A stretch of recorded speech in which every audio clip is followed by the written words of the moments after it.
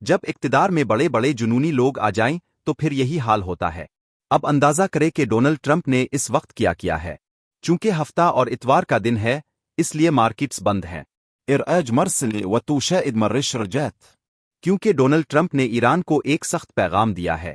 اس نے کہا ہے کہ جلد فیصلہ کر لو، اگر ڈیل فائنل نہ ہوئی تو پھر اگلے مرحلے کے لیے تیار رہو۔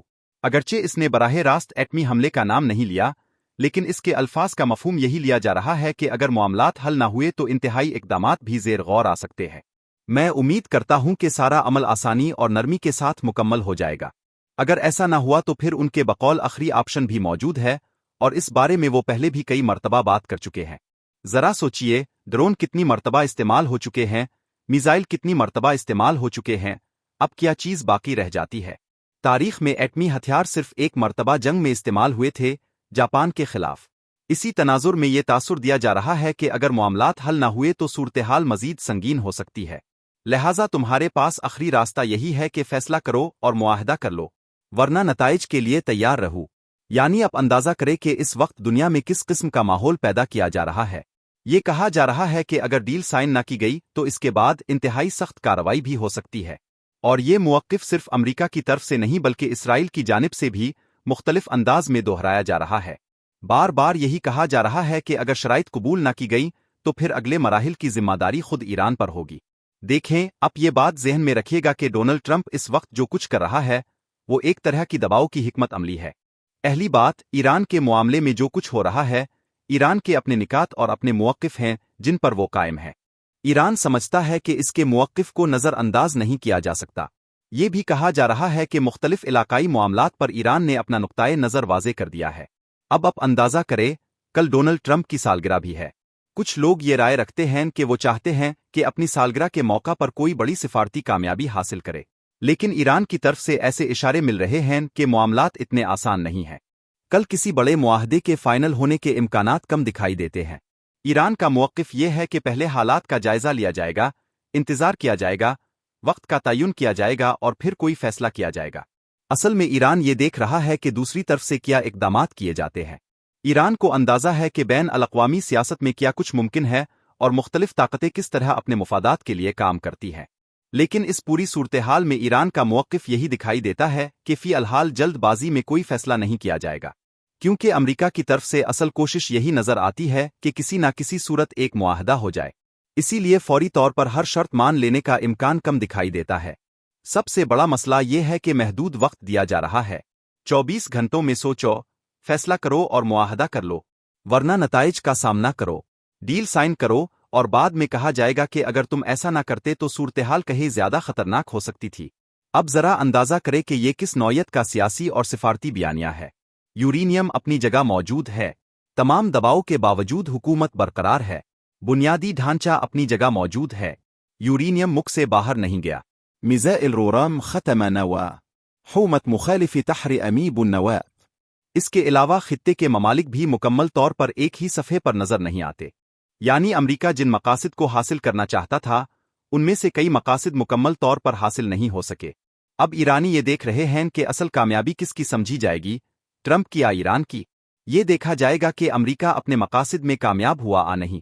جنگ اور تنازعات میں ہمیشہ ایک بنیادی سوال پوچھا جاتا ہے، مقاصد حاصل وأن أمر أفغانستان آت.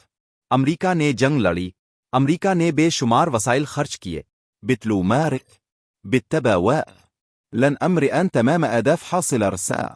یہ ایک الگ بحث ہے۔ اسی طرح ایران کے معاملے میں بھی یہی سوال موجود ہے۔ مطلوب أساس تبديل آت. أرجم نجوى أتمام أسرج مقاصد حاصل و. اگر نہیں تو پھر مذاکرات اور معاہدے کی طرف جانا ہی واحد راستہ بچتا ہے۔ اسی لیے اب کہا جا رہا ہے کہ معاہدہ کر لو۔ امریکہ براہ راست نقد رقم کی صورت میں ایران کے منجمد اثاثے واپس کرے گا یا نہیں، اس پر مختلف آرا موجود ہیں۔ لیکن بعض حلقوں کا خیال ہے کہ تیسرے ممالک کے ذریعے مختلف مالی انتظامات کیے جا سکتے ہیں۔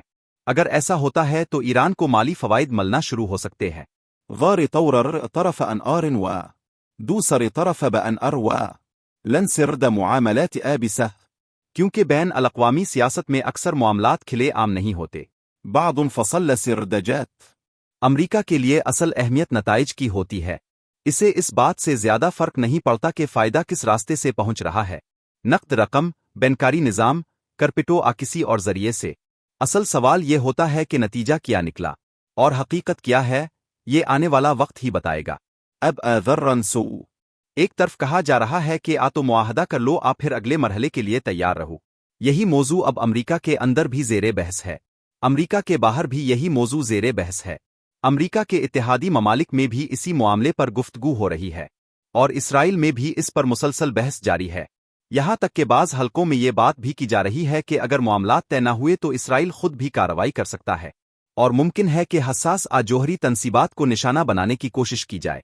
تمام أمآنات مختلف سطح ورزر بحث लेकिन क्या इस सारी सूरत-ए-हाल के अंदर कोई मुख्तलिफ रास्ता भी निकल सकता है? क्या कोई ऐसा मोड़ आ सकता है जो सबकी तवक्कुआत से मुख्तलिफ हो? ये भी मुमकिन है, क्योंकि बैन अल-अक़वामी सियासत में अक्सर ऐसे वाक़यात पेश आ जाते हैं जिनकी पहले से पेश गोई नहीं की जा सकती।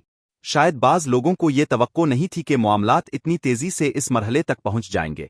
अब सूरत-ए-हाल ये है कि मुख्तलिफ सतहों पर सिफारती राब्ते जारी हैं। हर फरीक अपनी पोजीशन मजबूत करने की कोशिश कर रहा है और हर फरीक चाहता है कि अगर कोई मुआहदा हो तो वो इसके मुफादात के मुताबिक हो। इस मरहले पर असल सवाल यही है कि आया डील होगी या नहीं। यही वो सवाल है जिसका जवाब आने वाले दिनों में सामने आएगा। अब जरा माशी पहलू को भी देख लेते हैं। अगर कोई मुस्बत पेश रफ्त होती है तो इसके असरात आलमी मार्केटों पर पड़ सकते हैं। سرماء أرأس مثبت إشارة سمجسة तेल की कीमतों में इस्तेहकाम आ सकता है, मालियाती मंडियों में एतमाद बेहतर हो सकता है और खित्ते में कशीदगी में कमी आ सकती है। लेकिन अगर मामलात मजीद खराब होते हैं तो इसके बरक्स नताइज भी सामने आ सकते हैं। मार्केटों में बेचैनी पैदा हो सकती है, तेल की कीमतें मुतासिर हो सकती हैं और सरमायाकार मोहतात रवैया इख्तियार कर सकते हैं। इसीलिए पूरी दुनिया इस वक्त हालात पर गहरी नज़र रखे हुए है। हर कोई इंतज़ार कर रहा है कि अगला बयान क्या होगा। ألا رابط بواء لملاقات تجد और सबसे अहम सवाल यह है कि आया वाकई कोई मुआहदा सामने आएगा या नहीं। تمام سوالات अब जवाब طلب इसीलिए दुनिया भर की नज़रें इस वक्त इसी मामले पर मरकूज हैं। हर फरीक इस कोशिश में है कि सूरत-ए-हाल इसके हक में बेहतर हो। किसी के लिए ये सियासी बरतरी का सवाल है, किसी के लिए माशी इस्तेहकाम का और किसी के लिए इलाकाई सिक्योरिटी का मसला। ईरान के लिए बुनियादी मसला अपनी खुद मुख्तारी और अपनी शराइत पर समझौता है। वो नहीं चाहता कि किसी बैरूनी दबाव के तहत फौरी फैसले किए जाए। इसके बरक्स अमरीका और इसके बाज़ इत्तेहादी चाहते हैं कि जल्द अज जल्द कोई वाज़े नतीजा सामने आए। इसी कशमकश ने पूरी सूरत-ए-हाल को गैर यकीनी बना दिया है। अब एक और पहलू भी अहम है। खित्ते के दीगर ममालिक भी इस सूरत-ए-हाल पर नज़र रखे हुए हैं। कुछ ममालिक चाहते हैं कि कशीदगी कम हो ताकि तिजारत और मईशत बेहतर हो सके। कुछ ममालिक दिफाई और सिक्योरिटी जाविये से इस सूरत-ए-हाल को देख रहे हैं और कुछ ममालिक स्पर्धा सिफारती कोशिशों में मसरूफ हैं ताकि किसी बड़े तसादुम से बचा जा सके। क्योंकि अगर सूरत-ए-हाल बिगड़ती है तो इसके असरात सिर्फ एक मुल्क तक महदूद नहीं रहेंगे बल्कि पूरे खित्ते को मुतासिर करेंगे।